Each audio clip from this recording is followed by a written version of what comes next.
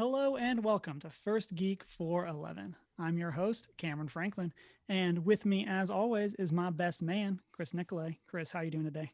Hello. I'm good.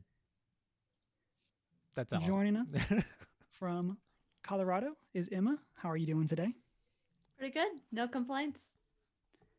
And then our far north correspondent, Shanine. How are you? Oh, hello. Doing pretty good.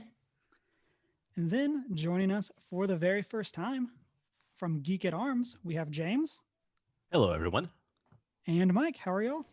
Doing well, thank you. How are you? Doing good. Really excited that we could have you on. Big shout out also to Chris for this 6-person overlay that we got going on. And so, but yeah, so we're going to get to know James and Mike more in just 1 second. Before I do that, listeners, as always, you can find us on our social media, which is OneGeek411, Facebook, Twitter, Instagram. And if you want to chat with us during the week, you can do that by joining our Discord server. If you want to shoot us an email, you can do that at 1stgeek411@gmail.com. And you can check our show notes on our website, onegeek411.com.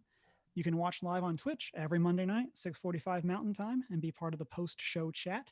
And then you can also find the videos later over on our YouTube. And if you are a podcast listener, we would love it if you would rate and subscribe and leave a review wherever it is that you listen to podcasts. So, James and Mike, one of the questions that we like to ask our listeners when it's their our guests, when it's their first time on the podcast is, what is something that you are geeky about? And then give y'all a little quick thing. We also then will do our favorite thing of the week. So if what you're geeky about ties into what you've been up to with this week, that's perfectly fine. But James, if you want to start us off. Something that I am geeky about. This will lead into our top 3 and some of our discussions later. I am geeky about medieval history. Whether it's reading books by Bernard Cornwell, or reading sword fighting manuals by Agrippa and Capoferro or Ken Mondeshine, or just binge watching medieval fighting movies and mostly fast forward and rewinding some of the best fight scenes from Kingdom of Heaven, the Princess Bride, and just so many more. Yeah, that's something that I love dearly. I was about to say, I feel like I recognize those names you said from Princess Bride. Absolutely. Yeah. I'm a big fan of Mike, the Kingdom what of about Heaven you? movie. Just throwing it out there. Yes. And for me, I share a lot of overlap with James, but one thing, I guess we also have this in common, is I'm particularly a really big nerd in terms of the Star Wars role-playing game, very specifically the old 80s and 90s D6 edition. So love that rule set, love that game, love the books, love the fluff, and yeah, GMing a game of that right now. Nice. Dang. And then y'all are joining us from Geek at Arms. Why don't y'all give our listeners who might not be familiar, what's y'all's pitch of what your podcast is about? What's a normal week look like for y'all? Nervous laughter. I laugh because I don't know. We're 30 something episodes into the podcast, and I don't know if we've ever had a normal week. That's fair. Well, as far as like what Geek at Arms is, we got a slogan. Like we're definitely camped right at the crossroads of geek culture and Christian faith. And I mean, the things that we geek out about, I mean, it just kind of covers everything. But as much as we geek out about that, we geek about about the word, and just as much, and all are things that we love talking about. And like a typical week or a typical show for us can have everything where we talk about Star Trek, Star Wars.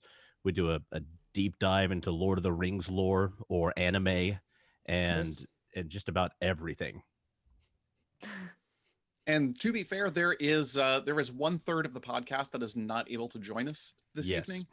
And to be fair to him, he also really geeks out about film craft, and we're so glad we have him Mm. when we do our film club series. Because heck, I'd listen to Brian talk about film, just Mhm. on its own. But that's just me. I feel like it's kind of like geek, you know, bragging, so to speak. When I can say that one of my co-hosts has his own IMDb page. That's So, pretty and awesome. it's kind of one of the things that we do is when we kind of start off our shows by giving a little bit about what have we been geeking out to, and then we do a deep dive on a subject and just see what we can sink our teeth into and analyze it from three different perspectives and see what we can do about really unpacking some of the things in geek culture and Christian faith. Something that we didn't mean for it to become a repeating segment, but it kind of did, was our film club. And it started off with like top three, was it top three fantasy or top three sci-fi movies, Mike? I think we started off with science fiction, then Yeah. fantasy, then animated, and then we're like, Yeah. well, we're on a roll. We're just gonna Yeah. keep doing this. That sounds awesome. And if people wanted to find y'all, where could they do that? They can find us on our website at geekandarms.com, on Facebook at facebook.com/geekandarms, and our Twitter, which is We are Arms Geek on Twitter. Perfect. And we'll go through those again at the end of the show, just in case people missed them. And so I guess with that, let's jump into what all we've been up to this week. James, why don't you start us off? excuse me. So I have been hip deep in the game The Witcher 3. I have been enjoying it immensely. I'm aware I'm about 5 years late to the party on that one, but it's always been kind of like on the edge of my interest. I see it pop up online, and I see people talking about it. I knew 5 years ago that it won like a bajillion awards, like every single award out there. And recently, about I say a month ago, I came into the market for a new game, and there was a sale for it on the Xbox store. So the Game of the Year edition, all of its DLCs, $15. I'm like, Nice. that's the right price. I'm like, I'll pull the trigger on that. We'll give it a try. And it's one of those why did I wait so long moments, because it's been so much fun. The characters, the graphics, the story, the plot, the music, all of it has. I can see why it's won all of those awards. It's just been great, and I thought I was nearly done with it because I explored all of the different countries. I'd done all of the side quests and more. I'd found all the little question mark locations, and I'm like, okay, it's time for the big battle. It's time for the end game. I gather my friends. We're going to go to the Kaer Morhen. We're going to defend it. And yeah, that's not the end. That's not the big battle. There's a lot more It's apparently. not what you think it is. It really wasn't. I'm like, and it was. And while I was happy, I was also like, how much longer is this game going to last? So I'm continuing to enjoy it. It's been great. I never did play either. I didn't play either The Witcher 1 or 2. So I don't think anyone played the second one. Yeah. I That's literally, fair. I don't think it's possible. Fair. I've known a little bit about this world that Andre Shipped, whatever his name is, the author has built. I read the first of the Witcher novels. I thought it was okay. I watched the TV series, and I thought that was actually really good. But the game's been fantastic. Other than that, the last couple of weeks, as of this recording, we've seen the new season of Star Trek Discovery come out, and loving it, absolutely loving it. I will admit, I mean, I've been a lifelong Star Trek fan. Wasn't a big fan of the first season. I just wasn't. It wasn't my cup of tea. The second season, when they brought in Christopher Pike, oh yeah, I'm like, that pulled me in hard. Third season, we're a couple of episodes in, been loving it. It's been fantastic. my only gripe with the show, and I'll keep this short, is that I wish it was more of an ensemble performance, because the show, as they've said they were going to do this from the get-go, it focuses on Michael Burnham, and which is fine, but I've always felt that Star Trek does its best when it really is an ensemble performance. And because my wife and I were watching it, and after watching for all these episodes, we're like, we still don't know the names of like half the people on the bridge crew. I mean, So it's true. yeah. I mean, I think That's that Tasha Yar in Next Gen was Lieutenant Shins for a while. I mean, that's Oh, but other than my and high hopes for Discovery season 3, just recently got a new laptop, which is always cause for celebration. And for the first time in months, I've finally been able to get back to playing Magic the Gathering Arena, which I stopped because I got to really enjoying it. And then I'd be in the middle of a match and my laptop would freeze and just shut down. And I'm like, sometimes when I was winning, it was like, no. But sometimes when I was, being destroyed, I was like, oh, no, it's horrible. Shame. Restart. Either way, though, I'm back to playing it, and it's fun. That's all for me. Mike, what about you? in terms of what I've been doing this week. It's we took a little bit of extended vacation time the early part of this week, and we went to the mountains. There was a house that our church district owns, and they said that no one was currently occupying it, so they said that we could occupy it for a few days and take a little mini family retreat. And there was no internet, there was no cell phone towers, and it was lovely. There was foliage, and we had a duffel full of board games. Yay. So we as a family kind of unpacked and figured out Root, and we really enjoyed it. Have any of you ever played? Mm-mm. It's on my list. I've heard such good things, but I've never played.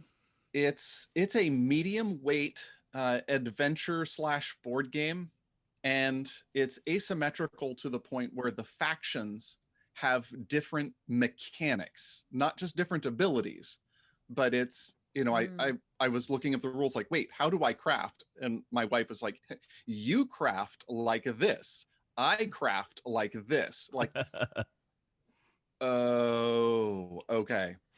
And the balance, despite the asymmetry, I think is really pretty nice. And the art is absolutely fantastic. And it really contributes to the whole feel of the game. Like, and the factions are all like animals, right? Oh yeah. This is what you are is you're a group of animals that are trying to assert different victory conditions in a forest. You're basically waging a civil war in this forest. And some of them are just trying to out battle and deploy troops and kick out as many of the others as they can and establish as many bases as they can. The faction that I played most of the time was about how much can you get the sympathy of the villagers? Like, how much can you spread your grassroots influence? And once you got enough influence, whether or not you'd fought a single battle, you win. And so there are also some other cards that can alter your victory conditions just a little bit. But it was fantastic having these different sets of motives and abilities out there on the board. Nice. I'm intrigued. Yeah, me too. I should point out that Mike is pretty much my go-to source if I want any information on a board or card game. You seem like a pretty good source for it. I mean, he even bought a game based on me buying a game based on his recommendation. Now, I forgot the name of the game and I accidentally bought a different one, and that's how that happened. Oops. Worked out well for everybody, really. Yeah, There I you mean, go. we all enjoyed it by the end. Nice. Emma, what all have you been up to this past week? Yeah, not a lot exciting. We had book club on Thursday, which was super fun. I hung out with some friends via Zoom last night and played Among Us with them, and that was a lot of fun. It was the first time I was able to play that with like people I actually know. So that was very enjoyable. And then for Halloween, I watched Frankenstein, the very old classic black and white one for the first time. And that was a lot of fun and I really enjoyed it. So Were yeah. you sus in Among Us? Huh? Were you sus? Once, yes, I got evacuated at one point when I was very much innocent. Um, and then one as imposter another time,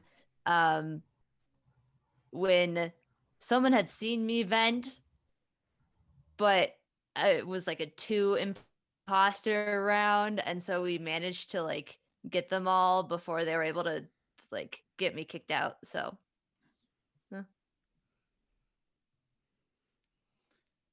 Shanine, what all have you been up to? A little bit of spooky stuff this past week. Had Halloween on my Animal Crossing island, which is very exciting. Lots of candy and pumpkins. Played Layers of Fear 2. So many scares. So many scares. What is Layers of Fear? So there's a series of 2 video games out for it, and basically you find yourself in a horrible place where something has gone horribly wrong and you're the only one left alive, probably for bad reasons. And you have to like explore and figure out what happened and endure endless jump scares. Perfect game for Cameron. Yeah. absolutely. I'll file that away on the not my thing list. It's fun. I like Everyone uncovering just the needs to story as you constantly go. recommend scary things to Cameron. Just like he asks for recommendations, give him something scary. And I'm a wimp for scary movies. I don't go in for those at all, so I've got nothing. See, this is why we watch Attack of the Killer Shrews for Halloween at my house. It's a 1954 awful film that does just enough right that it's watchable and laughable and still quote unquote spooky enough that it just fills that wonderful niche. Mm-hmm.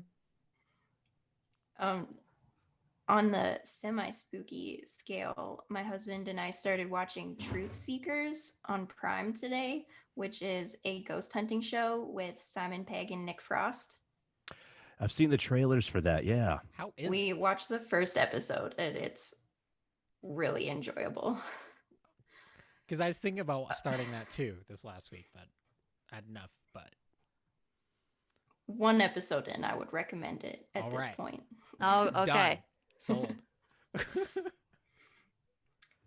And then scary in a different way, I started NaNoWriMo yesterday, which is National Novel Writing Month, and people all over the place make a goal to write a 50,000 word novel by the end of November. And it's a lot of words. And so far I am 3,492 words in. Awesome. Woohoo! Excellent. What's like? You have like an overview of the story so far, or I don't super know where it's going. There's owls and foxes involved, though. I'm in. Typical. Same. Things like who and how. Got me intrigued. That's awesome. And I'm sure you will keep us posted as we go through the month on your progress. Will do. We're gonna have to put up a little percentage tracker somewhere. Yeah. I'm Chris? gonna make one of those thermometers they used to do like the grade school fundraisers. Yeah. And I'll just pull it out. I love that. I expect this now. Done. Chris, what all have you been up to? So this past week, along with James, I got caught up on Star Trek Discovery season 3, and definitely is the best season so far. I definitely agree with him on aspects of season 1, although I still enjoyed season 1. It just had set up for but season 2 definitely took the cake once they brought that out. I've also been getting caught up on the new simulcast for fall 2020 for anime. And I think I might have the ones I'm actually going to keep up with for the rest of the season. I don't know yet. Definitely Haikyuu because it's the best. The animation is just top notch. The character development is top notch. If you need a good sports anime and you don't care about volleyball, you'll care about Haikyuu.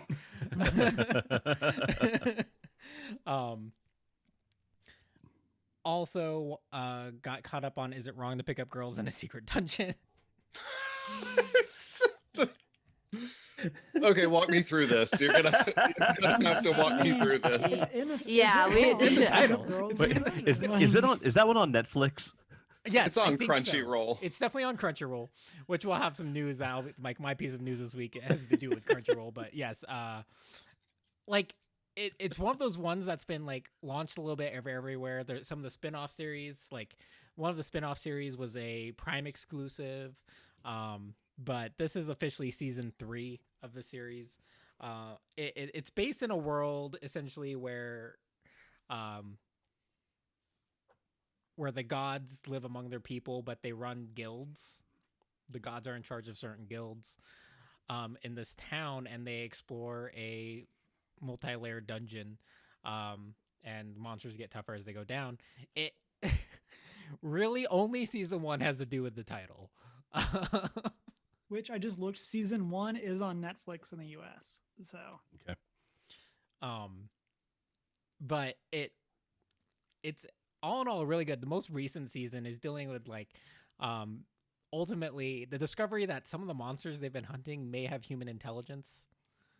Oh. Which raises a lot of questions in terms of how do they approach that, and kind of even like the knowledge that some of the gods had regarding that, and how moving forward, and kind of the hope for those monsters too. And so I'm really liking season 3 and the themes that it's choosing to deal with.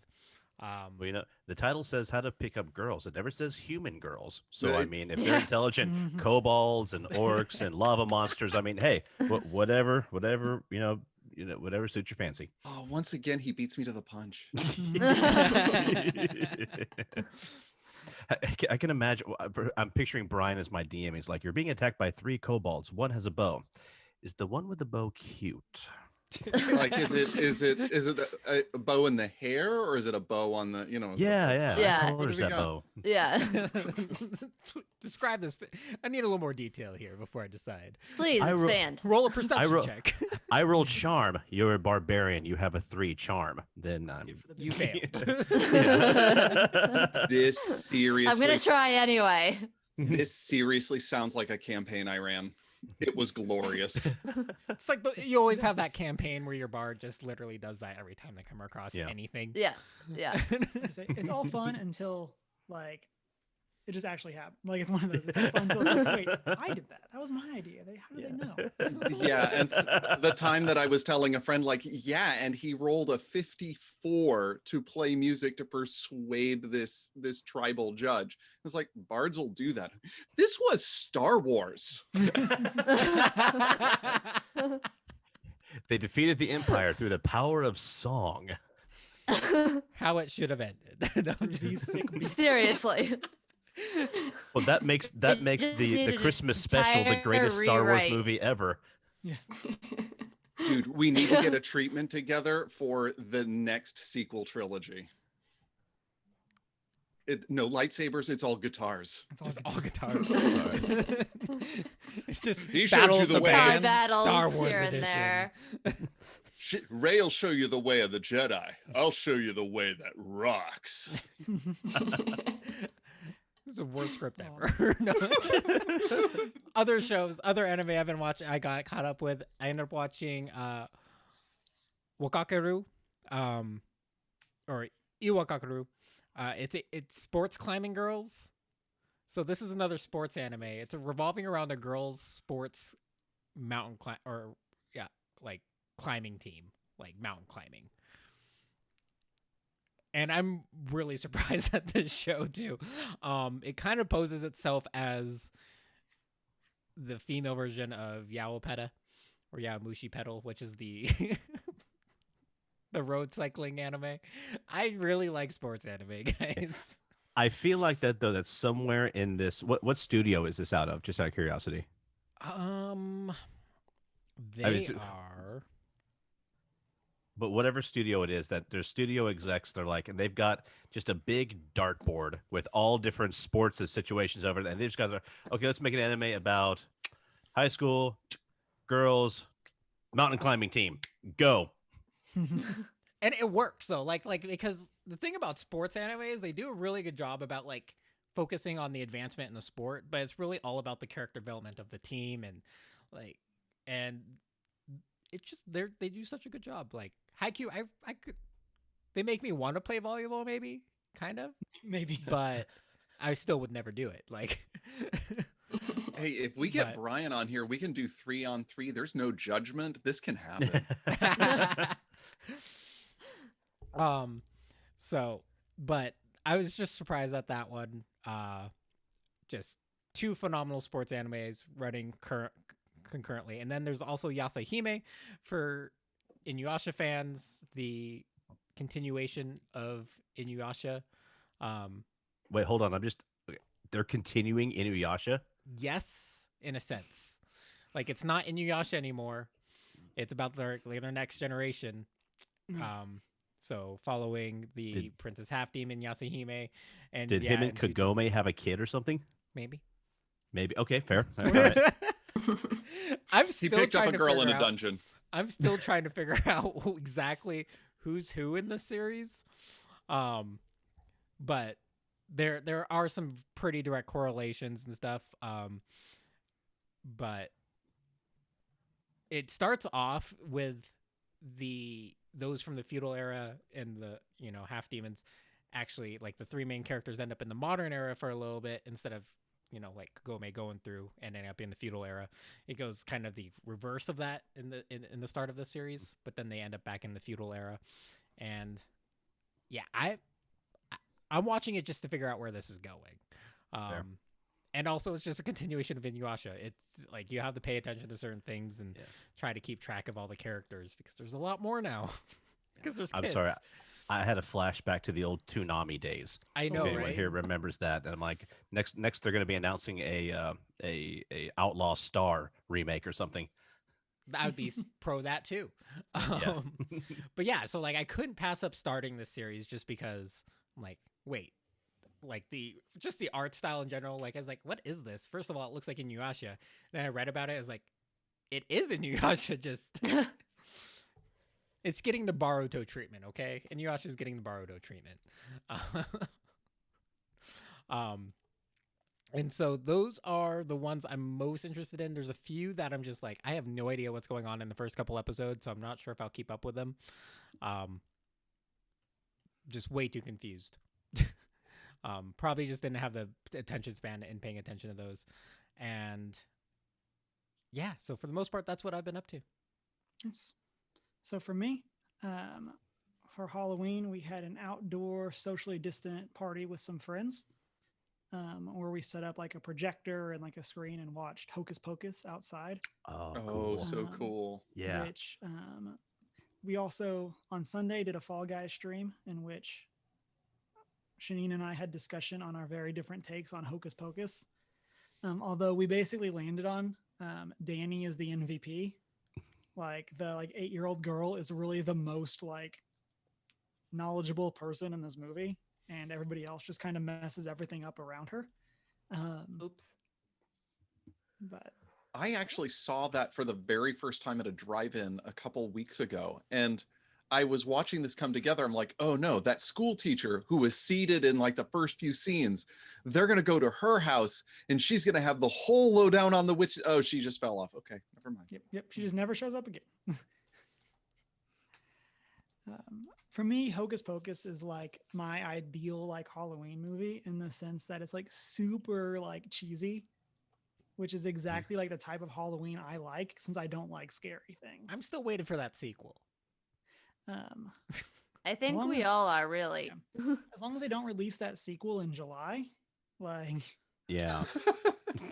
because why would you ever release a Halloween movie in July, Disney? So as much as I've heard about it and know about it, I'm actually gonna admit I've never seen Hocus Pocus. James, how much do you like Swiss cheese sandwiches? Like, just That comparison's really throwing me, Mike. yeah. Like It's cheesy. I'm having It some has a cognitive lot- dissonance here. It's cheesy. There are a lot of holes in it, but you just go ahead and fry that up in the skillet, make it nice and melty, and enjoy the holes in the cheese anyway. Yeah. You know what? It does have Bette Midler just chewing up the scenery left and right, so that sells it to me right there. Yeah. You really have to enjoy it, like, despite its like plot holes.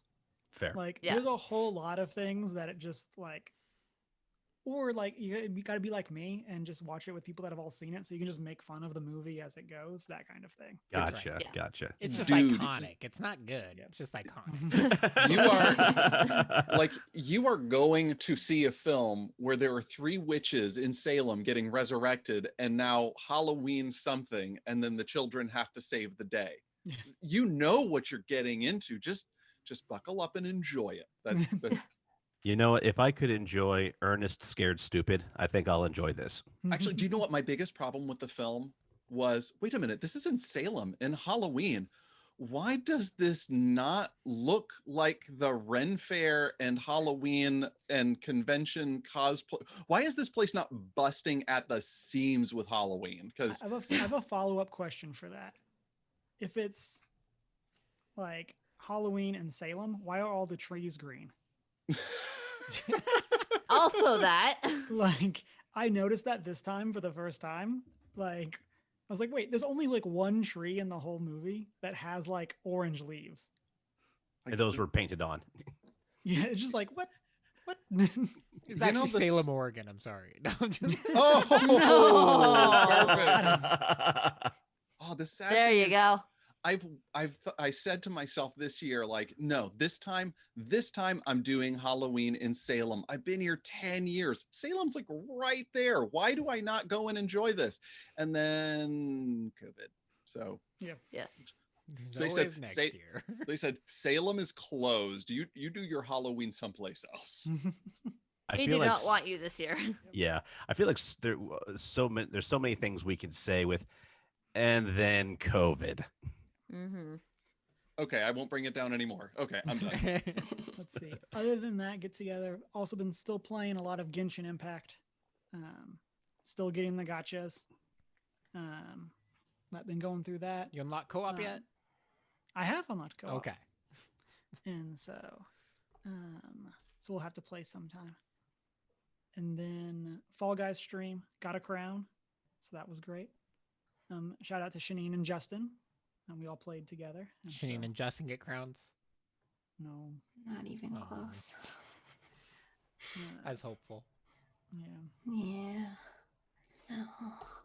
And then my last one, which is going to tie into our first bit of news, is that started watching The Mandalorian season 2. Happy to Yeah. report, and this is a mild spoiler, Baby Yoda still adorable.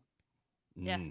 And so really enjoyed the first episode. Excited to see what all we have to come with that. And so as I tease, we'll get into our first news story. We have each brought one piece of news for the week. And James, why don't you start us off? I will do so. But first, I want to point out we are living in a time where we have both a Star Wars and a Star Trek TV show on at the same time. I'm words gonna describe how much I'm loving this. It's a good So time to be on- alive. Oh, It wait, is a great time to be. COVID. Yeah.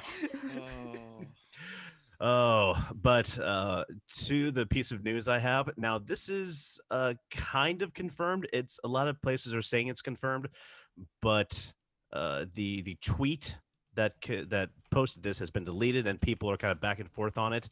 But the scuttlebutt is the belief is that on The Mandalorian, Rosario Dawson will be playing the character of Ahsoka Tano at some point in season 2, and that's just made me the happiest little boy in Texas. Like I say, and I know I saw a fan like theory that Cal Kestis might be showing up as well from Jedi Fallen Order. Yes. And so if either of those are true and or they're there together, this just seems like the best thing.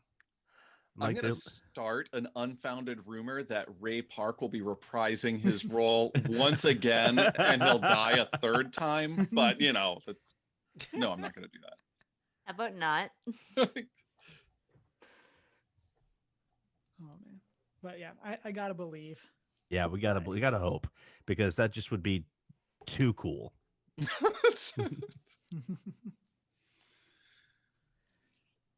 man. And I think that I've got the next piece of news, which I saw posted on the Big Finish website that Doctor Who 10th Doctor and River Song will become available this month. And for those of you who may not be following Big Finish Audio, they do really high quality audio fiction, and they have the license to produce Doctor Who oriented material. And they've brought back both David Tennant and Alex Kingston to reprise their roles as the Doctor and as River Song. And I have to tell you that they had David Tennant back with 3 other volumes with 3 episodes each, reprising his role as the 10th Doctor, and they knocked it out of the park each time. They really did. It's just so good. And so I'm really looking forward to seeing what they do with River Song. How long are each of these? Like it's like 3 chapters. Like, so what's the? I believe they're, what are they, an hour each? I think they're about roughly an hour each. And in previous episodes, it's been the Doctor and Donna and the Doctor and Rose. And the Dr. Donna dynamic was just incredible because they had them in the studio at the same time to keep that wonderful chemistry going. So they know what they're doing with these characters. Yeah. Big Finish is some of my favorite stuff for like that extra Doctor Who content. So I highly recommend it for Cameron after you get caught up. If you want something to listen to and you just don't have anything else, I'd say go to that. Sounds good. And there's always something in the backlog. Our Doctor Who special. Yeah, I know. That's over on YouTube. Yeah. All right, my one little piece, I wouldn't really consider it news, but Paul Rudd handed out cookies to voters who are standing in line in the rain this week, and it was just a fun little piece of cheeriness in the midst of the craziness that is the world. It's just Ant-Man handing out candy to voters. So if that doesn't just lighten up your heart to some extent, I don't know what does. So yeah, this made me super excited when I saw it. Yeah. And then like a lot of other celebrities posted their pictures and were like, where's Paul Rudd? Why wasn't he at my voting place? Yeah. Yeah, come on, Paul Rudd. Or was he there and he was just too small for you to notice? Ooh. I just Yeah, put that ooh. out there. Just put that out there. That's meta. That's a great time for us to do a quick reminder to all of our United States residents to go out and vote tomorrow. As of recording, is election day. If you're listening to this on podcast form, it's over. Yeah. Yeah. But, or if you're watching this on YouTube, it's also too late. But if you're watching live, you can go and you can vote tomorrow. And so then Shanine. A new Spider-Verse skin for Spider-Man Miles Morales on the PS5 was announced, and it looks amazing. Like, yeah, you wear his suit, and then all of his animation changes as well. Like, it looks like actually him from Spider-Verse, and in the fights you get all like the pow and like stars, and it's really awesome. Oh, very cool. Yeah, I was super It looks like a excited when lot they of did fun. this. Yeah. And like I don't know if it's gonna be in the normal game or if it's like specifically when you're like wearing the suit, but they showed that he'll do the like when you swing up and fall, he'll do like the hands behind his head Oh as he man. falls. That just like Miles does in Spider-Verse. Hmm. Like I love the touches that Insomniac Games has put into the Spider-Man suits. It's a lot of work. Yeah, seriously. That's just another reason why I've been seriously considering making the switch from Xbox to PlayStation. Mm-hmm.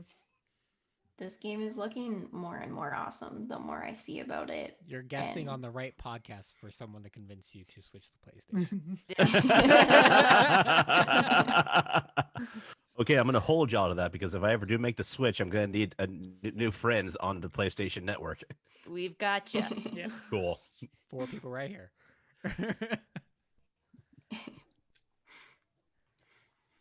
And speaking of that, as of recording, we got 8 days till Xbox Series X and 10 days until PlayStation 5. So, Have any of y'all been saving your nickels, Uh-oh. dimes, and quarters Oh. to drop on one of those? so I I've got been one saving pre-ordered. I've been saving my nickels and dimes for grad school, so I can't get one, unfortunately. Gotcha. But You guys have nickels and dimes? Jeez. yeah, I know, right? I'm showing up at Costco and I'm paying all in pennies. Yeah, I thought about pre-ordering one, but I rolled up and said, "I believe I'll be putting that on my card." And I said, "That's an expired Blockbuster card. I'll It's see your my library card. I'll see myself out."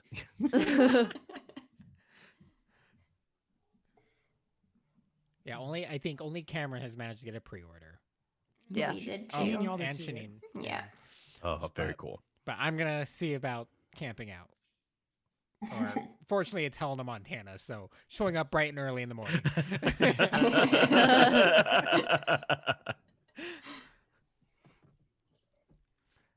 Oh, man. Oh, my wife did not go for my plan of getting rid of one of the children to finance Oh. one.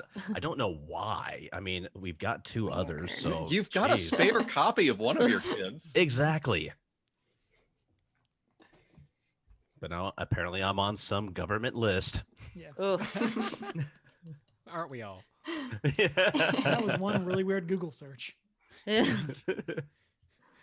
like I'm just trying to keep up with the lingo, and it's bad things. Okay, it's bad things. I didn't know. That's what I was trying Sorry. to find out.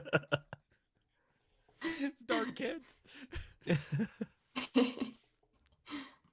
And Chris, what do you have for us this week? So, it's technically 2 things, but it's all related.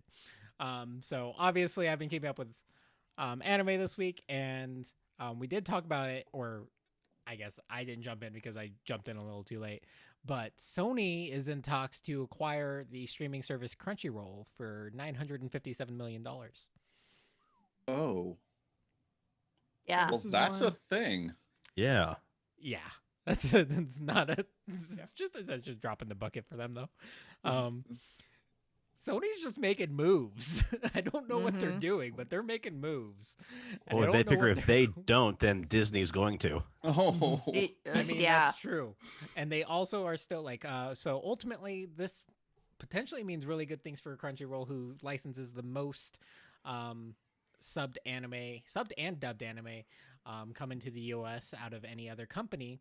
Also means that Sony no longer has to pay them or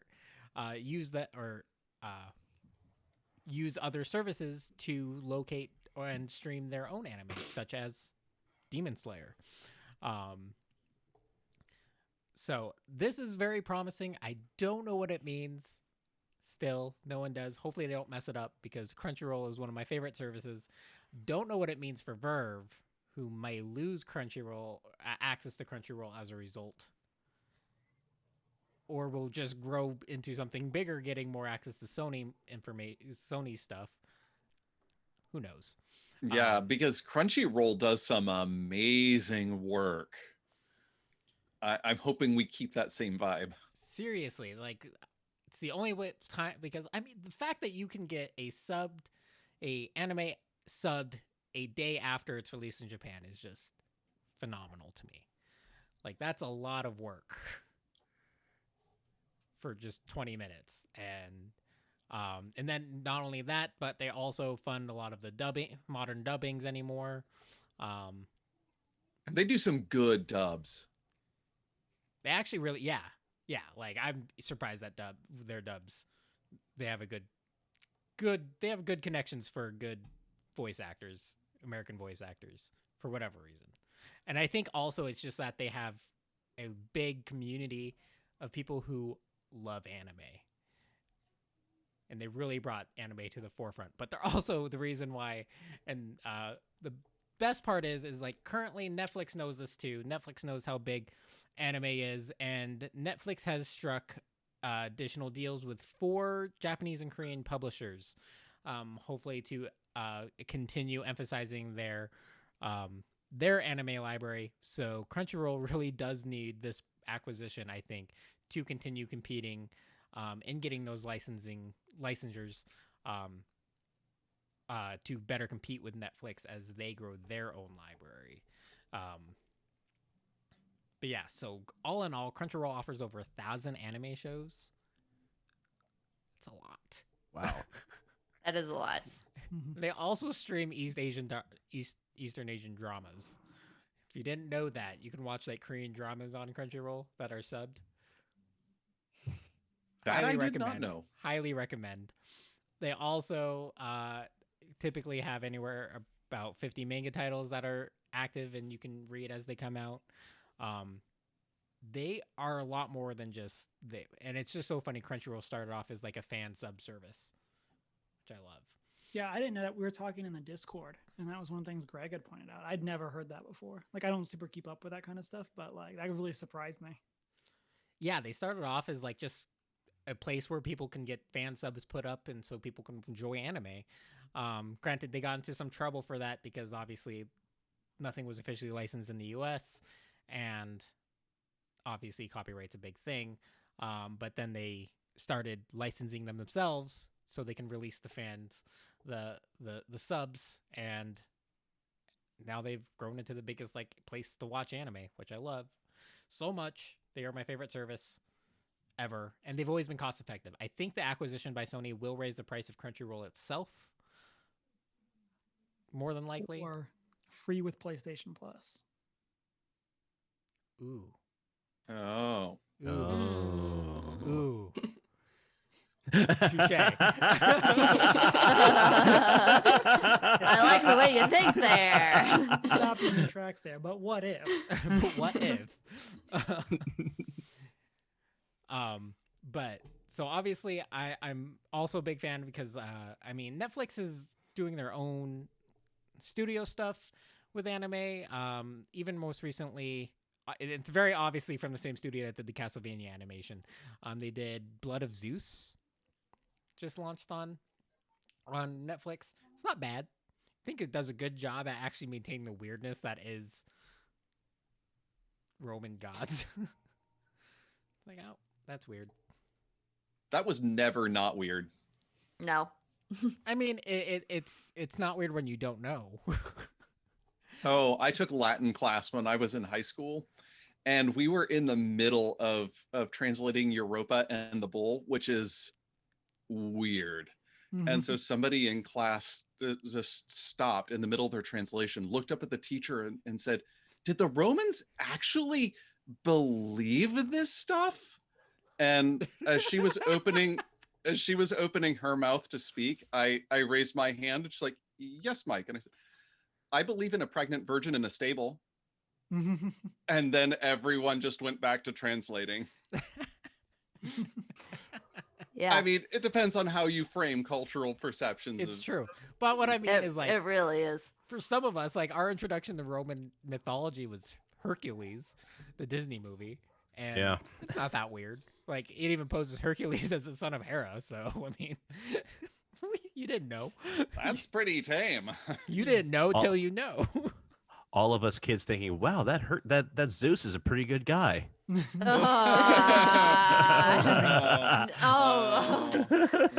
no. Yeah. And then for me, we got an announcement trailer for Ruined King, a League of Legends story, which is a turn-based RPG where you'll play as some of the 6 characters from Bilgewater.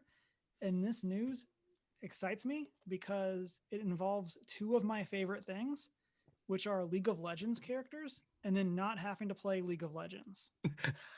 And so I'm super excited, especially with this being a turn-based, like a turn-based RPG that's radically different than the MOBA.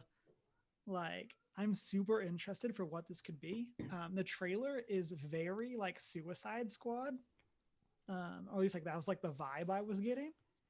And so I'm super interested in this. I haven't played League of Legends in several years at this point, but it does have some of my favorite characters in it. And so I'm really looking forward to whenever it is that we get to see gameplay. And it's supposed to drop in early 2021. So I'm excited. Do anybody else played League of Legends? I played it once, like 4 years ago. I know it inspires a lot of awesome cosplayers at PAX. Characters are That cool. it does. I've seen many a meme online. Yes. I know that when Luckily, I play I on my was- account with my friends, we win because I bring down the.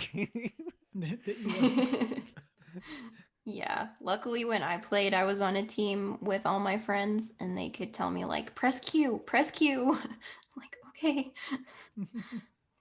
I did not know what was happening. Yep. An RPG sounds interesting to me, though. More interested. Yeah. Yes. I played a lot in college. Like, it was the thing that like our friend group did. And then once I graduated college, the idea of playing with randos just kind of didn't interest me at all. And so I just stopped playing. Still don't have a max level summoner. Just throwing that out there. It's great. But I'm really excited, really hopeful for what this could be. And so we'll have more on that as it develops. Hopefully we'll get gameplay soon. So that brings us into a very special segment that we have, kind of tying in with what James mentioned up at the top of the show. We're going to have a short little chat about historical swordsmanship. And so I guess for our listeners / us hosts on the podcast, at least because I'm not really sure where this is going to go. What is historical swordsmanship and what does that actually look like today? Excellent question. Mike, take it away. Oh, me? I've never done this before. No, okay. Historical swordsmanship is really the idea of taking the practices and principles that were in place in the 12th, 13th, 14th, 15th, who knows, whatever century you'd like, give it a historical context, give it a reasonably accurate weapon in terms of feel, heft, and response, and a couple of other willing participants who value safety more than just hitting the other person. And so what we try to do is find existing sources that describe how these things happened and do our best to recreate how we think it was done. And you're never going to have a perfect recreation because it's not a living art anymore. But it's a lot of fun because for me, I really enjoy the form of the rapier, which is if you like The Princess Bride, and you like talking about how you can duel your opponent left-handed, and while bantering about Capoferro or Agrippa or Benetti and all these other names that they toss out at random, they're actual people. And some of them wrote books to tell you about their ideas about fencing. So we get together with some safety gear and friends, and we take out the stuff that will actually hurt people, like breaking their arms, and then basically play from there. And you have some other experience outside of rapier and dagger, James. What do you do? I do all sorts. I wish I'd thought about it. I actually have in my dining room both my rapier and my longsword that I use for live combat. And for those watching on the Twitch right now and will later watch on YouTube, I could have held those up. So my apologies. I participate in a group called the Society for Creative Anachronisms.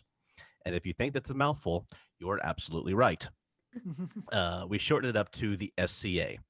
And basically, it is a medieval reenactment group that seeks to reenact life, combat, crafts, and everything that entails from about the 11th century till the 16th century. And it goes, a little before that and a little after that, but those are like these set years that we put on the webpage. It's a nonprofit educational group, and there are some tens of thousands of us right now. All of the U.S. is broken up into separate kingdoms, and like the I live in Texas, and Texas and Oklahoma make up the kingdom of Onstiora. And there's the Kingdom of the East, there's Callantir, there's the Outlands, there's Artemisia, there's Merides, there's Trimaris, and more. We have Canada is a kingdom as well. Most of Europe is the Kingdom of Drakenwald, and you're fact checking this, Christopher, right? Totally. Sounds like time to move to Europe to me. If I knew how to spell half the stuff, it'd be a lot easier. Yes, we come from Drakenwald, where the history comes from, and part of that whole Asia also has kingdoms as well, and every continent except the southern one, not South America, but except the South Pole, Antarctica have kingdoms on them and people participating, and part of that is also combat. And we've got a couple of different styles of combat. The first is chivalric combat, where you will actually put on armor, a steel helmet, gorget to protect the neck, either leather or steel to protect your kidneys and sides, elbows, knees. Grab a shield, and you will fight one-on-one with, or in a melee with weapons made out of rattan that are made in the shape of like swords, axes, spears, and so on and so forth. And that's full contact. That's you go at it and you hit your opponent hard enough that they call the hit. And I've done that. How long does that normally last? Like that seems like that can't last very long, right? Oh, it doesn't. Well, it depends. It depends on the skill level of the person. If they're really good, if they're both opponents are really good, it can last a while. If one's good and one's not, it's very short. If both are also not really good, it can also last a long time. I mean, it lasts not as long as a movie sword fight, because it's not about trying to look pretty on screen. It's about how do I keep myself from having contact with the other person's weapon, priority number one, and priority number two, make that other person have contact with my weapon as fast as possible. Yeah. The other style of combat, the one I mostly take part in, like Mike, is rapier combat. And that's mostly using rapiers in the style of 15th, 16th century duels. And the armor requirements for that are less. We just have to wear some type of non-puncture resistant, or not non, but some type of puncture resistant armor like over the body. The new people. Yeah. Yeah. A gorget to protect the neck, and a modern fencing mask. And hey, buddy, and gloves, cup, obviously. And for those, we actually use steel weapons. Like I have a 40-inch long Italian swept hilt rapier that looks just like the ones that they would have had in the 16th century. Little bendier. They absorb a bit more of the shock, but yeah, they're made with modern materials. So you're not going to really see any breakage, and they've got a good bend to them. And We use rapiers, we use daggers, bucklers, cloaks, canes, all sorts of fun stuff. And that one we're going for the hit. It's our rules are simple. If you get hit in the body or the head, you're dead. Get hit in the arm, you lose the arm. Get hit in the leg, sit your butt down, Hmm. and you keep fighting until and it's all on the honor system. And you can't stab someone and say I stabbed you, you're dead. Nothing like that. But almost a lot of the people, for most of the people who come to this, realize this is an honor system, and we're there to fight honorably. That is part of it all, and we have fun with it. Um, Another art that I have recently taken up is the art of cut and thrust. It's like rapier, except instead of just stabbing, we're also allowed to do concussive blows. And for that, I've got a nice steel longsword that I Yeah, had custom made for myself, which I'm in love with. different safety regulations, so you can't Mhm. swing a sword, and especially like a long sword is really light, but the leverage on those is really, really you need to have a healthy respect. Yeah. Now, when I say that we're trying to land a blow on our opponents, I do want to preface that we're not swinging for the fences. We're not swinging back like it's batting practice. I don't want to clobber the guy. I don't want to break him. I don't want to hurt him because ultimately I'm facing against my friend. This isn't like a medieval fight where it's to the death for real. This isn't for my life. This isn't for my family or for my future. We're friends at a tournament or a fighter practice. I don't want anyone to get hurt. And so while And I'm don't play with anybody who's got something to prove. yeah. Um, And so if people So- wanted to get involved in this, like in historical swordsmanship, I don't know why I struggled to say that. Where could they go to get involved? So if you want to do it through the SCA, go to sca.org. That will tell you what you just type in find my group, stick in your zip code, or look on the map, and that'll tell you what kingdom you're in. And if you're in a major city or close to a major city, I almost guarantee there is a barony or a shire close to you, or you're right in the middle of. And it'll give you all the information. There's Facebook groups for all the major groups out there that you'll be able to connect with people, ask questions. I mean, everyone there is there to help you learn. We love having new members. We love people coming in and giving it a try. And if you come in and think, I don't know about all this fighting, perfectly fine. If you don't like fighting, if it's something you'd rather watch than do, there are so many other things to do. There's arts and crafts, Mead there's making. service, mead making, woodworking, armor making, calligraphy, CNI, You always Sign me up. Sounds like my Sign kind me of up. shire. Dude, Where's the eating shire? you always Okay. lead with the mead. That's Yeah. that's Always lead with the meat. Food and I meat, was you leaving with got the me. Actually, yeah, I know many people who are very well rewarded in the areas of food and drink making. because those fighters gotta eat something. And Yeah. I was the happiest boy in the world when my wife learned how to make something that we affectionately call fighter biscuits. I know it sounds weird, and you're thinking like that sounds a lot like cram from Lord of the Rings. No, it's like Bisquick and seasoning and ground beef, and it's so good. which were all historically accurate. Yes, completely. Anyway, yes. moving on. Bisquick. Yeah, Just buy that box of Bisquick. Yeah, That's right. They've got yes. Right, It was called right next- Ye Old Bisquick. Oh, Thank sorry. you. Yes, they have several boxes on display in the Tower of London, right next to the Ye Old Charmin and the Ye Old Mixmaster. The thing about the SCA is that it is recreation focused. And Mhm. so if you're not there to have some level of I want to wear the clothes of the period and I want to play the role of a noble, and you just want to fight, the SCA may not, if you just want to fight, the SCA might not be the Yeah. place for you. Because we do encourage that people make a persona, they research a specific time period and country, and they come as that. For example, before you get to my SCA name is Lord Ulrich Godwinson. I am an Englishman of Saxon descent from about the 12th, 13th century.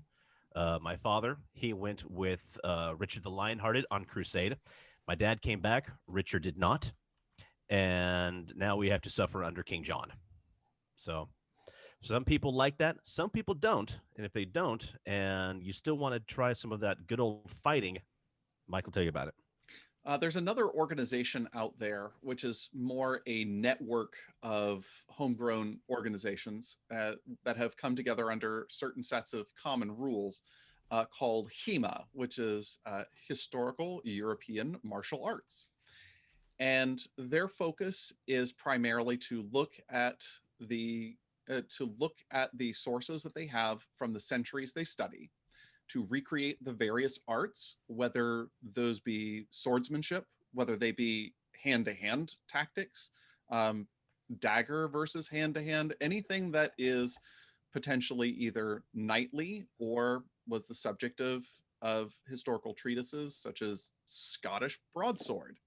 That's a thing. And they don't really so much care about the historical dress, or they don't care about having a persona. They just want to study and they want to fight, and they have different rules and different scoring methods. And they're, because fundamentally this is something people in the historical swordsmanship community look at me askance. We are not fighting like they fought in whatever X century, because we're not fighting to kill our opponent. We have a cooperative opponent who wants to play a game. So we do kind of have, well, first of all, sword tag. And second of all, this is a dead art that we're reviving. We're playing Jurassic Park and filling in, we're taking bits of the dino DNA and filling in the frog DNA for the stuff we don't really know for sure. And so it's an approximation and a recreation. And if you want to do that, I can't speak for every HEMA group. I'm not a member of HEMA, but I've worked with a number of people who are, and they've been good to study with and fun to fight with. One source I would like to point out, I'm going to put this on the Twitch chat, is that if you just have a little bit of curiosity about period sword fighting and how it's being revived both in real life and on the movie and in movies and on television, go to Amazon Prime and check out the movie Reclaiming the Blade. And you will see how period swordsmanship has influenced the choreography in movies like the old Errol Flynn Robin Hood movies, like The Princess Bride, like the Lord of the Rings movies, and what people are doing today to bring it back to life. And thanks to my wonderful wife, you will see people use such implements as... Oh, there it is. Fancy. Oh, I hope you podcast listeners can hear how beautiful this rapier is. Like, let's just describe it in detail. So, as I said, this is my 40-inch swept hilt rapier. This comes from a company called Darkwood Armory. They do fantastic work, and I love it. And my more recent one.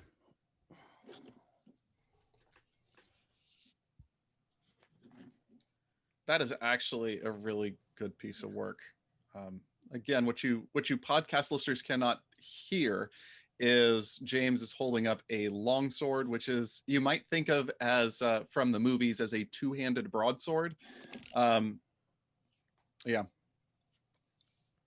Those are really cool. The longsword comes from another company called Castile Armory. Oh, they are so good. They're very good. If you're in any type of reenactment community, you already know those two companies, and you either own one or you are saving your pennies for one. And for all you listeners at home, please do not go to these companies and just buy them and decide to go hog wild with your friends. It's don't do Probably this without smart. training. Yeah. Buy a watermelon. or if I may point out, if historical swordsmanship isn't something that you're like, well, I kind of like it, but I'd rather just kind of, have fun. You know what? Find a LARP. They're Sure. all over the place, and the cost to get into them and to play with them is sometimes a lot cheaper. I'm gonna tell you right now, I own a couple of foam swords that I fight with for fun and with my children. They cost a heck of a lot less than this behemoth. And it's also something fun to start with, and you can also just go pell-mell wail on your friend and not have to worry about it. Awesome. That Thank went you for way so much. longer than we meant to do. We apologize. No problem. It was very cool. And it serves as a great segue into our top 3 of this week, where we are doing our top 3 swords. And so before we get into our responses, we have some Twitter responses. So from Josiah Hawthorne, he says, this is my favorite. Her name is Van Morial. And then posts a picture of what I'll describe as a broadsword. I say not knowing anything about the classifications of swords. It's movies. It doesn't matter. But and so yeah, movie sword typology is a dark and dreary wasteland. Sure. and then from Justin, he calls out Oathkeeper from Game of Thrones. Yeah. And then Blades swords from Blade. That was pretty cool. And then he says, I'm counting Darth Maul's lightsaber as a sword, so deal with it. Fair enough. Which we got Geek at Arms chiming in with I'll allow it. And I would like to use this time to remind everyone of the first rule of top threes, which is there are no rules. So if you can justify it in your head, it counts. And so with that said, James, what is your first sword? I'm glad the lightsabers came up because since there are no rules around, I decided to disclude lightsabers for myself. Because if I have a choice between anything and a lightsaber, I'm going to choose the lightsaber every time. It's just too easy. It is. So, I mean... I've got a lightsaber on my list, so, whatever. Well, it's an elegant weapon from a more civilized age. Man, this one was tough for me, let me tell you. I mean, I love swords. Limit it to 3, James. Limit I'm trying it to 3. to. Yeah. I mean, okay, you saw 2 of mine. I mean, I've got a lot of swords myself. I've got 1, 2, 3, 4, 5, 6, 7, 8. I've got a lot of swords. All right, just within reach. Yeah, that's just in this desk right here. So I'll start it off with my honorable mention, and that is Glamdring from obviously the Lord of the Rings. It's a beautiful, beautiful sword, and it should be on just about anyone's list. And they describe it as beautiful in the books, and then when you see it in the Peter Jackson movies, like, oh, I want that hanging on my wall. So you meant hip. Yeah. That too. Well, we're actually, speaking of that, we're going to get to that. So my number 1 is Inigo Montoya's rapier from The Princess Bride, obviously. When he shows that, it is such a thing of beauty. It's beautiful and yet perfectly functional as a rapier. And it just you can't help but fall in love with it when you see it. And especially the story that he tells behind it about how his father crafted it, and then he was killed, and Inigo took it to revenge his father. And yeah, there's so much history and romance just bound up in this blade. It's so wonderful. Quick question: in your sports sword fighting, if you get stabbed by a rapier, but you say, "My name's Inigo Montoya. You killed my father. Prepare to die." How many times do you have to get stabbed before you actually have to die? There's how you get extra lives. There's actual historical accounts. It's that cheat code, right? We'll talk in the post show about exactly that. Here's the thing: if you pull that and your opponent says, "Okay, fine," and if they keep stabbing you, though, I don't want to get stabbed that much, so I'm probably going to call it the first time. I did have somebody in a tournament. I hit them in the head, and they said, "Oh, that was kind of light. I don't know if that actually counted." And I just stopped and I said, "So I just want to understand. You want me to hit you harder in the face?" I was like, I think I'll count it. Yeah. Oh, I think I know the guy who did that to you. Yeah. Oh, I mean, like I said, there's the honor code, and I have been at a tournament where I literally heard someone yell out, Light to the left eye. Oh jeez. Oh geez. That's when you hear the wheels screech to a halt in everyone's brain and go, what? Yeah. Need a calibration tech. Anyway, moving on. Mike, what do you got for your number one?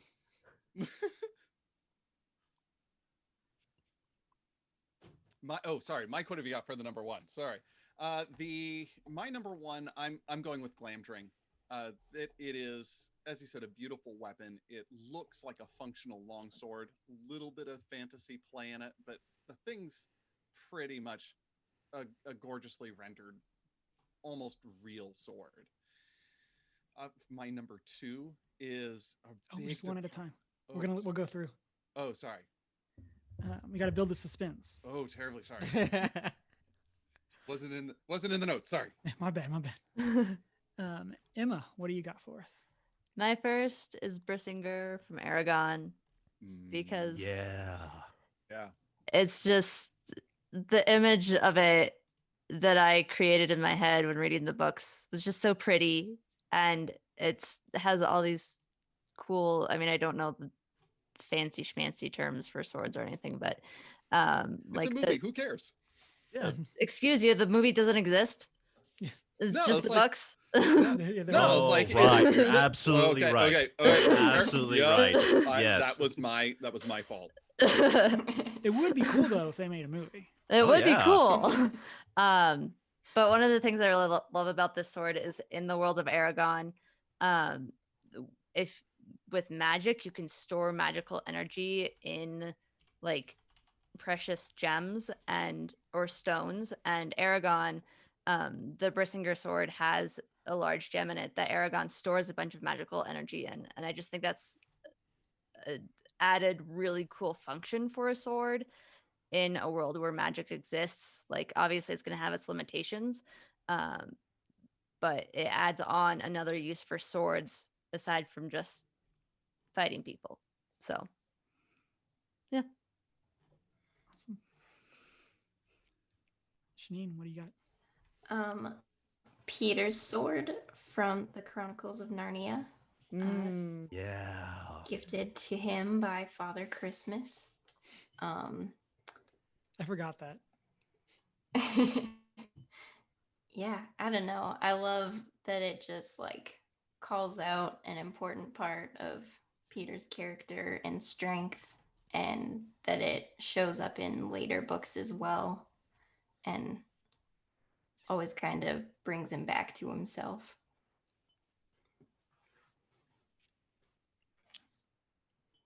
And it's very pretty in the movie.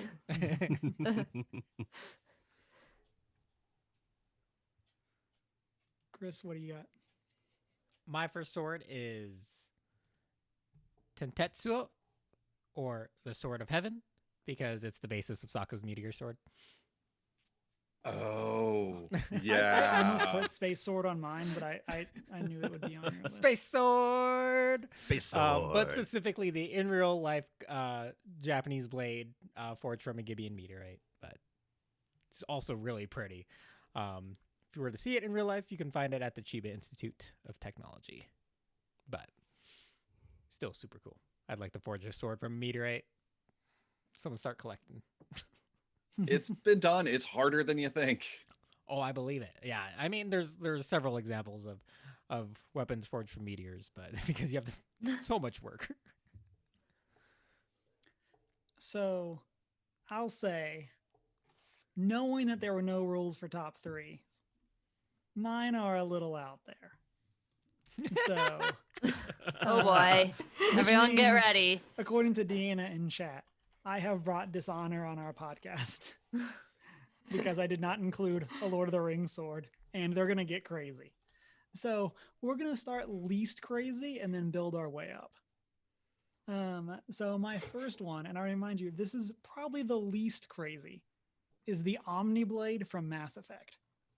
And so, Cool. I'm down for that. Yeah. Again, this is the least crazy. So people that have not played in Mass Effect, there's the idea of basically this technology that it's a thing that you have on your arm. And then certain people, specifically soldiers, have the ability to like manifest that technology into a blade. An Omni tool. Yeah. And so it's very cool. It's kind of a stand-in from me on my list for all of the like energy-based weapons or energy-based swords. Like the one from Halo and Yeah. And so it's that really cool design. It's very simple, but I really enjoy it. And so, yeah. and there was something just so satisfying about getting an Omni Blade kill in the games. So back up to you, James. All right, number 2, we're back to Lord of the Rings, and this one is going to be Strider's Ranger Sword. Not Anduril, which he's given in Return of the King in the movies, and of course, I'm sure we've all read the books, so we know that he's given Anduril right off the bat when he's still in Rivendell. But in the movies, he's got this really nice long sword, and kind of a long sword slash hand and a half. And when I first saw it, I just fell in love with it. It was good looking, it was functional, and it kind of fit Viggo Mortensen's portrayal of his own character. You could tell that he'd had this sword for a long time. It was functional but strong. It was noble looking, and you could tell he'd had it for just a long time. And I love the fact that Viggo carried that sword around with him everywhere he went.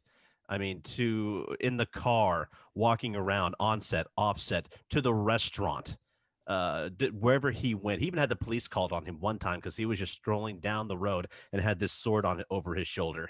And people were like, "There's a madman here waving a sword," and he's like, "Oh yeah." It just became a part of him, and I liked the sword so much that back after the Fellowship of the Ring came out, when they were making replicas of these swords, there was a local store at one of those knife stores in the malls that we have all seen, and they had the Lord of the Rings replicas, and they had Strider's Ranger sword on there, and oh man, that really tempted me. I really wanted that sword, but the problem was I was living, by myself in San Antonio, and I didn't have $600 to blow on a sword. What? No. Yeah, when they first came out, that was the price tag on them. I was like, what? You don't have $600 to blow on just whatever sword you want? What's going on, James? Okay, so I will admit the swords I just showed you, one of them did cost almost $600. But here's the thing: I don't want to spend $600 what is going to be a wall hanger sword, because I mean, as good looking as the replica is, the guy told me it's like, hey, it's cool and all, but it's cheap materials. It's got a rat tail tang on it. It's not very strong. And I'm like, well, I'm not going to go swinging it around at anybody, but I mean, that's paying $600 for what is affectionately a piece of a decoration. It's license fees that you're paying for. Yeah, it's Yeah. licensing fees. Yeah. And so, would I still like to have one day to put on the wall? I would. I don't know how much they cost now, or even if they're still around. I mean, it's been a long time since the movies came out, but maybe one day. But either way, it was still a great design and a beautiful looking sword. So next, My number 2 is kind of a love-hate relationship, or maybe just a guilty pleasure, because has anybody seen the movie Highlander? Because Yes. they have this katana, and I want to use massive air quotes for that. This katana that has this ivory handle that is intricately carved, and is from, and then they make up history in the movie, and you just don't listen to that. And it's like, why does your katana have a straight handle that's so interesting? And never mind. This is a movie. We don't care. And I have this love-hate relationship with it because it is really pretty. And it is actually last year it made movie making history when the movie prop itself apologized to 7 Asian cultures for cultural appropriation. Like not the makers, the weapon itself apologized for existing. One of the things that I do like about it is it's being held by the Spaniard, who is not at all Scottish, and he is describing where he got it. I'm like, I could imagine some 15th century Spanish noble having talked to a Portuguese merchant about his travels to the Orient. Like, well, yes, I want to claim that I've been to the Orient as well. I shall have one commissioned based on rough description. And that is what you have. And so I do find something enjoyable about, you know, the crafting of this thing and as a movie prop. And it's just kind of cool. It is the sword that launched 1 million replicas, cheap replicas. Yeah. Yeah. I mean, at one point, haven't we all known someone who had a Highlander replica? Or ogled one in a magazine. Yeah. Probably more so that. Yeah. Definitely me. Growing up in that time, most of us were way too young and poor. Yeah. At least Mike, for my group friends. Mike, we're dating ourselves. Oh yeah, I was in college and poor, so no, I know how old I am. I listen to this podcast, I'm like, oh, I'm old, and that's okay. I'm We're comfortable. old too, but just maybe not quite Yeah. there yet. Or at least Cameron and I are. Emma, what's your number 2? My number 2 is Rand's heron marked blade from the Wheel of Time. Yeah. Yeah. It was given to him by his father at the very start of the series. I've mentioned this book series hundreds of times by now. 14 books. Rand goes through several swords through the course of the series, but his heron marked blade was the first one that he had, and it's got, so again, don't know technicalities, but it's got like a 2-handed pommel, but then like the blade curves ever so slightly towards the top. And it's really pretty, and it's courtesy of its name. It has a blue heron marked towards the base of the blade, and Rand at one point gets a like almost like a brand of the heron on his hand. But it's just a really cool blade that leads him on the rest of this story. So yeah. With the upcoming TV show coming out, I'm praying that they, because it's such an integral piece to the story, I'm praying that they do the sword justice. Yeah. I They just make it look finished book good. 5 for the first time, and I'm glad I'm a step ahead for the series. But I'm also hoping that they actually do the series justice instead of like just flopping it for the sake of getting those views from that niche group of people. Yeah. So, I'm right there with you. yeah. Janine, what's your number 2? All right. I will hopefully bring some honor back to the podcast and go with Sting. Yes. Mm-hmm. It looks good. It seems like it would be a good size for me. And if you're not good at sword stuff, it has a really good defense mechanism, so you can just run and hide instead. It glows blue when orcs are about. Mm-hmm. Which seems like something you would use a lot. Like that just seems like something like most swords should have, of like these can sense when your enemies are around. Mm-hmm. Should be standard issue. Yeah.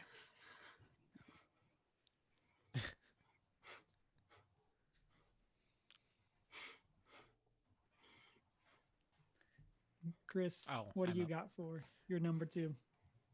My number 2 is also from Lord of the Rings. Going a different route than everyone else has gone, but I picked Hergrim, the Rohirrim royalty sword. That was yeah. Theoden's sword, right? Yep, Theoden. Well, yeah. ultimately finds it again after it's been hidden away from him. But yes, it is just, I love this sword.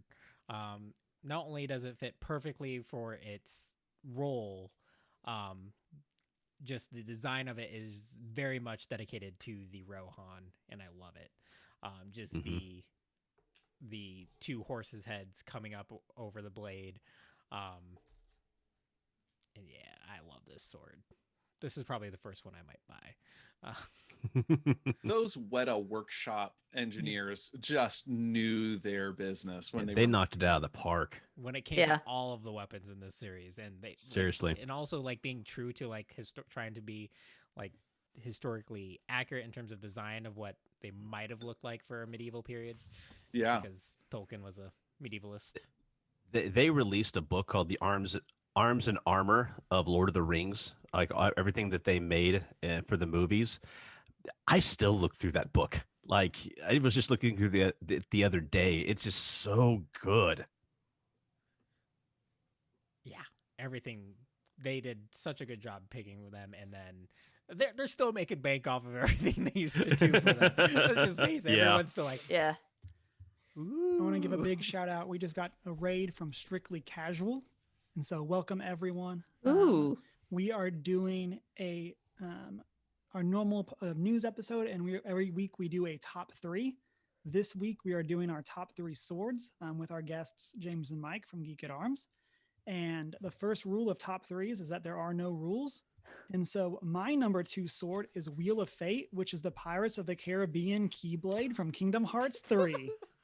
And again, Nice. we're going on the scale of more realistic to less realistic. So I hope you're ready for my number 3. But I can't wait, really. and so Wheel of Fate, it's a really cool Keyblade. It has like the wheel of a pirate ship as the tip of the blade. And one of the shticks in Kingdom Hearts 3 is that your weapons have a thing called form change. And so for Wheel of Fate, it turns into a spear and then turns into a flag that you then use in combat. Wow. So I hope y'all are ready. I just Google image search that, and that is some design right there. Yes, it is indeed a Keyblade. You know, because I know that the characters. It's been a long time since I played any Kingdom Hearts, but I know the characters. Whenever they go into a certain world, they take on characteristics of that world. Mm-hmm. I just had a moment imagining Goofy as Jack Sparrow, and just looking at why is the rum gone? Yeah, Pirates of the Caribbean Goofy is pretty great. And so like he's not nearly as horrifying as Toy Story Goofy, which is like an abomination that should not exist. But yeah. So big shout out to Wheel of Fate. And so with that, James, we'll go back to you. All right. For my number 3, I kind of had a either or, but since Mike brought up the Highlander katana, I am going to, for my number 3, William Wallace's Claymore from the movie Braveheart. Now, we've talked a lot about historical accuracy and medieval swords and stuff. Which is why I brought up Wheel of Fate. Yeah, exactly. Yeah, you know, that one's in the Wallace collection in England. William Wallace's Claymore is absolutely not a medieval sword of the time. Nope. There's enough historical inaccuracies in Braveheart to give a historian a nosebleed. It'd be like driving a 57 Chevy like through Ford's initial 1920 factory, like, oh, thank you for just assembling this thing for me. There's I forget what it was speaking of Ford, it was a Ford commercial where it was like there's a line of red coats and it's obviously a battle at the of the Revolutionary War, and then the American army comes over the hill led by a Ford Mustang, which is being driven by George Washington, and the redcoats turn and run. That's more historically accurate than parts of Braveheart. I would watch that movie though. I would.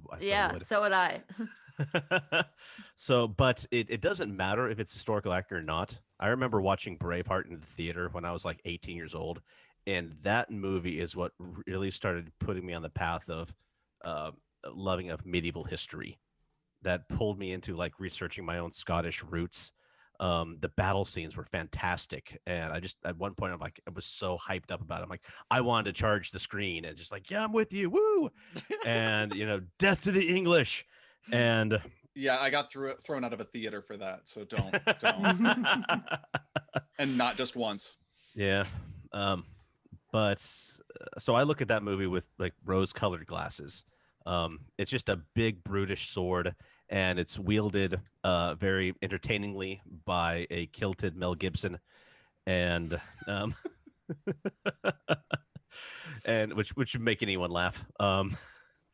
But it's always one that I found to be fun, and I kind of looked at it as like my gateway movie that pulled me into the world of medieval history and medieval swords and armor, and so that's why it makes my number 3. I'm James, I really can't believe that you would take something so historically inaccurate for your number 3, because mine is going to bring it all the way back with Luke Skywalker's lightsaber from A New Hope, 1977. This is I'm sorry. I mean, this is just a wonderful prop. It's delightfully made. It looks like I would not want to try to hold on to this thing and actually fight with them, and props to them for actually doing it. But the thing is just glorious. And also, lightsabers are cool. I've got nothing else after that. They're just too amazing. Speaking of delightfully made, my third is the Master Blade from Legend of Zelda. Yes. Almost entirely because it's pretty and I would have fun cutting grass with it, of all things, and smashing pots. That's what you do most because of the I time. could. Just give me your flower pots. This sword is way overpowered for this, but I'm gonna use it anyway. I've gotten thrown out of more pottery shops for that. Anyway, later. Yeah. So that's the third choice.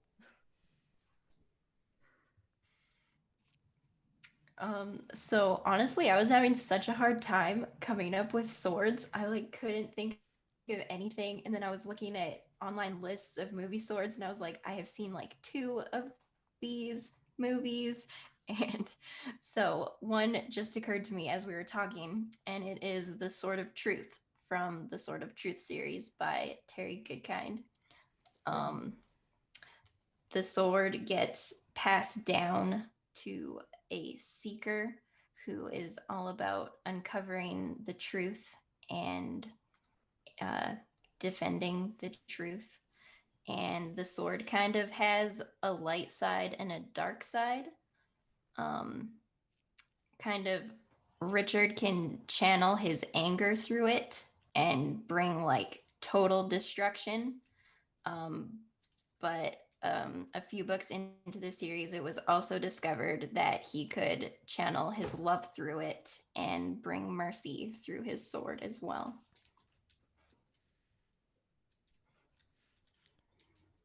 My last one is kind of a twofer. And it's on my list because obviously I was watching Yasuhime and just had to relive some of the Inuyasha time. So the Tessaiga and Tensaiga.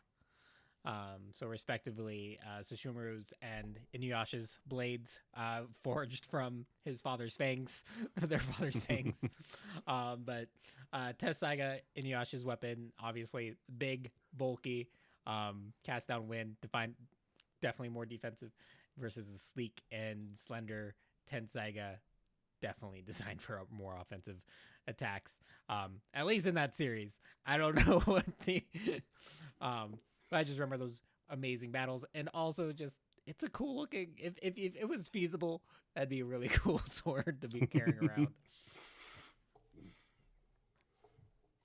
Okay, I hope y'all are ready for this. It's the discs from Tron, isn't it? And it's changed my number 3. Chunk the Hut guessed that it was going to be Aang's air glider. But it is not Aang's air glider. It's not even a sword. Come on. There's not even a blade on that thing. And so mine is the Blazefire Saber, which is Lightning's gunblade from from Final Fantasy 13. Oh, wow. So the whole shtick for Lightning's weapons in this game is that they literally fold up and turn into guns. Somehow without shish kebabbing anyone. But I love the Blazefire Saber. Super impractical. But I love the fact that it is a functional gunblade. And it also, just looks really cool. Mm-hmm. And so I'm a big fan of that. No, gunblades were actually a thing. No joke. But Yeah, the Final Fantasy period. 13 Gunblade is very unique, though. No. Well, I think if you're playing Final Fantasy, you have to be prepared for some suspension of, I mean, of belief. fantasy there. Yeah. Like, I just remember Cloud's weapon, or the later weapon. Eventually, they show it in the movie where it's actually a sword that consists of 8 separate swords that you could tear apart and wield as individual swords. I love that. Actually, I do too. Yeah. It's like, oh, that'd be so cool. That'd be so heavy, though, if that was real. So that brings us to the end of our top 3. I want to Actually, no, because since there are no rules and we're talking about multiple blades, I'm going to bring in the one that actually should have been at the top of all of our lists. And that is the sword from the 1982 Sword and the Sorcerer. I am dating myself with this movie.